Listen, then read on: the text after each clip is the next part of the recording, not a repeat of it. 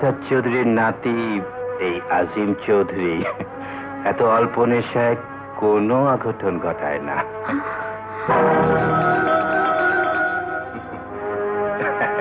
শোনো, বাসর ঘরেই তোমার সব জানা উচিত। এই এখন থেকে আমার দুটো সংসার হলো, একটা ঘরের আর একটা বাইরের।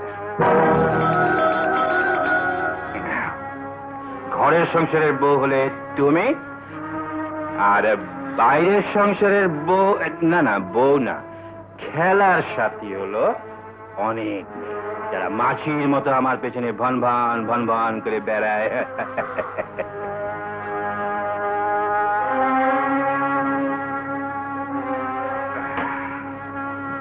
তুমি কোনোদিনই এসব ব্যাপারে নাক গলাবে না, বাধা দেবে না। দিলে লাথি মেরে তোমাকে তাড়িয়ে দেব। প্রেমের কথা শেষ, এখন এসো শুয়ে পড়ি। আরে এসো এসো এসো এসো। কাঁদিস রে মা, কাঁদিস রে। অনেক বড় ঘরে তুই বউ হয়ে যাচ্ছিস, তুই অনেক সুখে থাকবি মা, অনেক শান্তিতে থাকবি।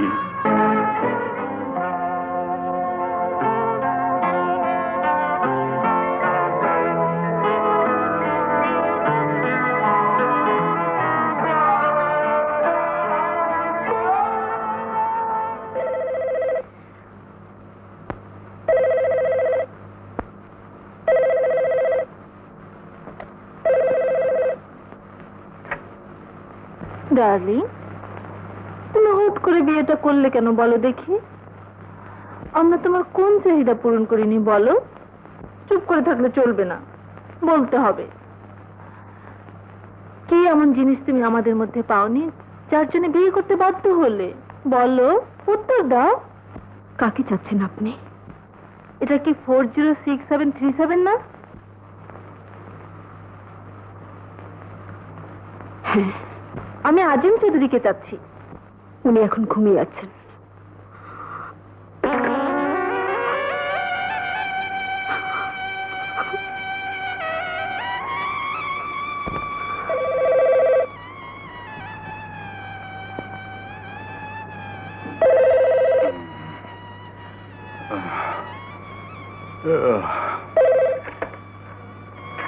হ্যালো,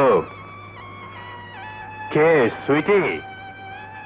আরে না না, বিয়ে করেছি বংশধর তৈরি করবার জন্য।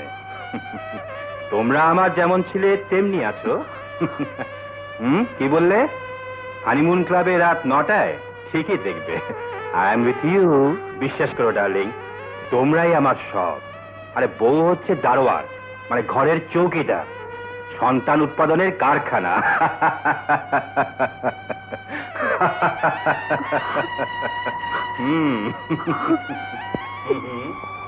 মা, কি মা?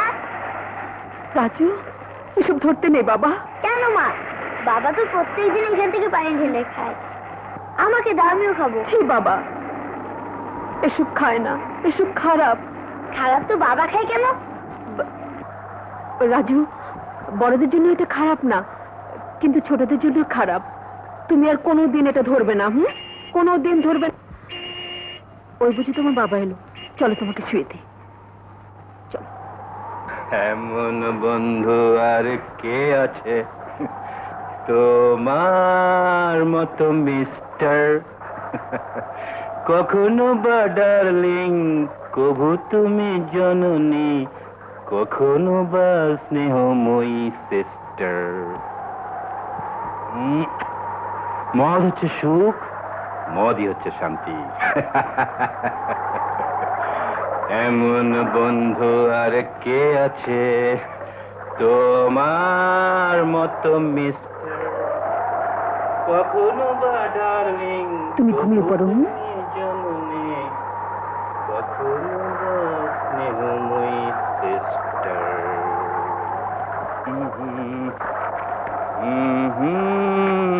Chivas Regal.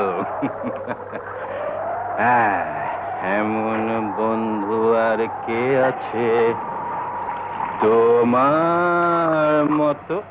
Yes darling, come on.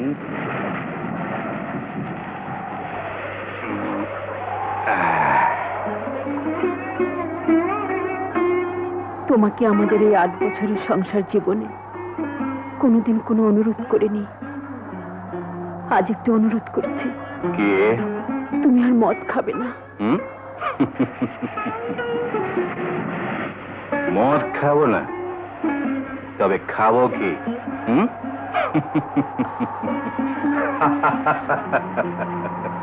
মদ খাবো না। আরে মদ হচ্ছে রাজকীয় খাদ্য, লর্ডস ফুড, আভিজাত্যের প্রতীক।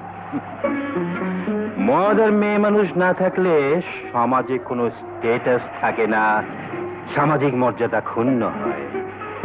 মদ মানেই সুখ, মদ মানেই শান্তি।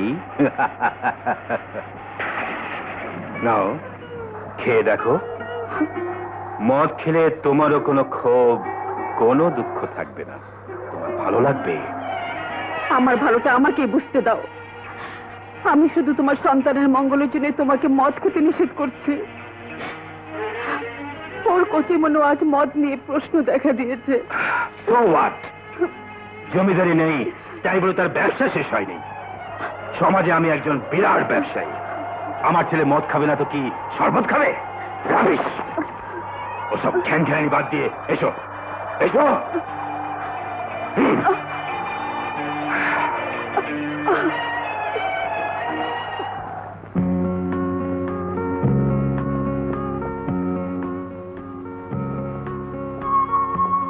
হ্যালো। আরে মিস্টার সফদার খান যে, আসুন আসুন। Thank you. আপনি আমাকে চেনেন আমি জানতাম না। আপনাকে কে না চেনে বলুন? এদেশের এক্সপোর্ট ইম্পোর্ট ট্রেডের কিং বলা যায় আপনাকে।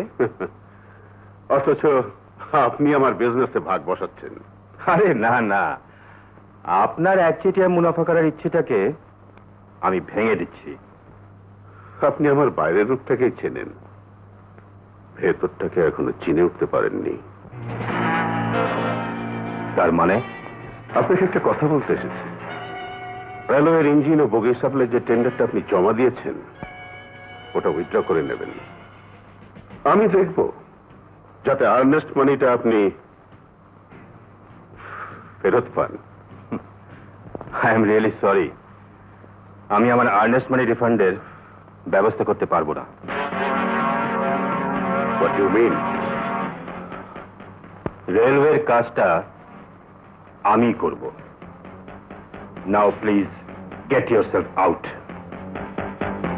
ওকে, চাচ্ছি, কিন্তু পরে আপনার ফ্যামিলির কেউ যেন দুঃখ না করে যে আগুনে হাত দেওয়ার আগে কেউ আপনাকে সাবধান করে দেয়নি।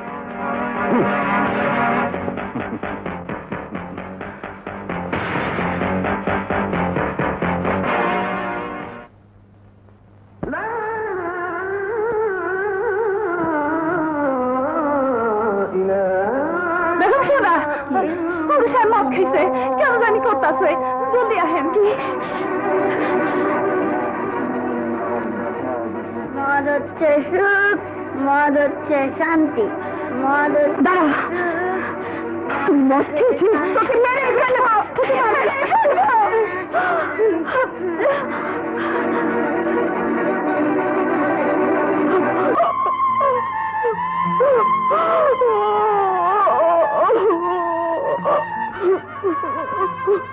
তোর এত বড় সাহস! তুই আজ আমার জীবনের সবচেয়ে মূল্যবান জিনিসে হাত দিয়েছিস। তোকে আমি শেষ করে ফেলবো। মারো, আমাকে মেরে ফেলো, তবু তুমি মদ বাসায় আনবে না। এই বাড়ি কি তোর যে মদ আনবো না? না, তুমি আনবে না।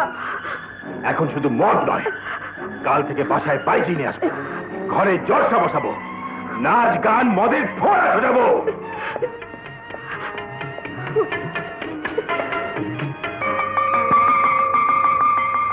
স্যার, আপনি আমার ছেলেকে বাঁচান।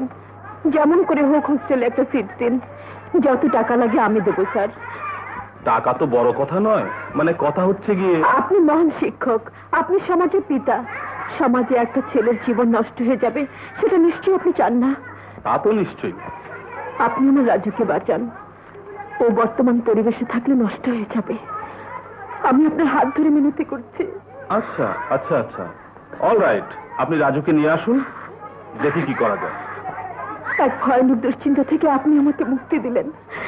Thank you. আর বিদিশার নিশা, মুক্তার তাবস্তির কারুকার্য। না, আরে এসো এসো, তোমাকে দেখাবার জন্যই আমি অপেক্ষা করছি। বাড়িতে নাচের আসর বসাবো বলেছিলাম, তাই বসিয়েছি। না, আমি থাকতে তা কখনো হবে না। প্লিজ প্লিজ আপনারা বেরিয়ে যান, বেরিয়ে যান বলছি। না, বেরিয়ে যেতে হলে তোমাকেই যেতে হবে। যাও, মা, ওরা এখানেই থাকবে। তাই হবে। যতদিন এটা ঘর ছিল আমি ছিলাম, আজ তুমি এটাকে বাজার বানিয়েছো। বাজারে আমি থাকতে পারি না। আয় রাজু, আমরা এই বাড়ি ছেড়ে চলে যাব। না, যেতে হয় তুমি একাই যাবে, আমার ছেলে তোমার সঙ্গে যাবে না। না না, রাজু এখানে থাকলে আরেকটা আজিম চৌধুরী জন্ম নেবে। আমি ওকে এখানে থাকতে দেব না। চল রাজু। না রাজু, যাবে না। ছেড়ে দাও, ছেড়ে দাও ওকে, ছেড়ে দাও। ওগো, ওগো, আমি তোমার পায়ে ধরে ভিক্ষা চাইছি। রাজুকে আমায় দিয়ে দাও। ও এখানে থাকলে আমি কিছুতে শান্তি পাবো না।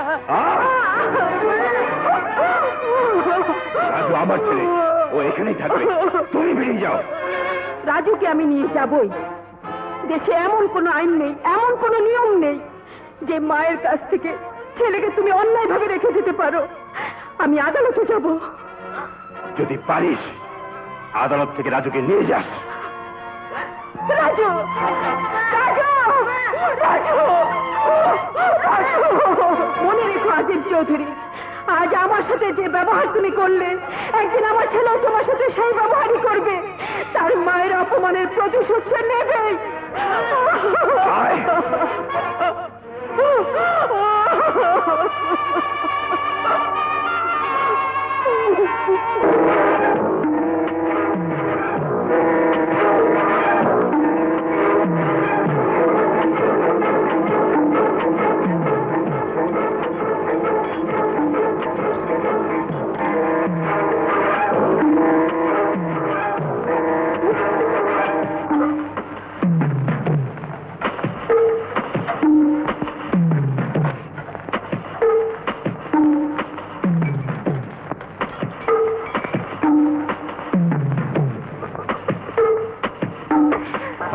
মদ খাও, ফুর্তি করো, জীবনের চাকা উন্নতির দিকে চলতে থাকবে।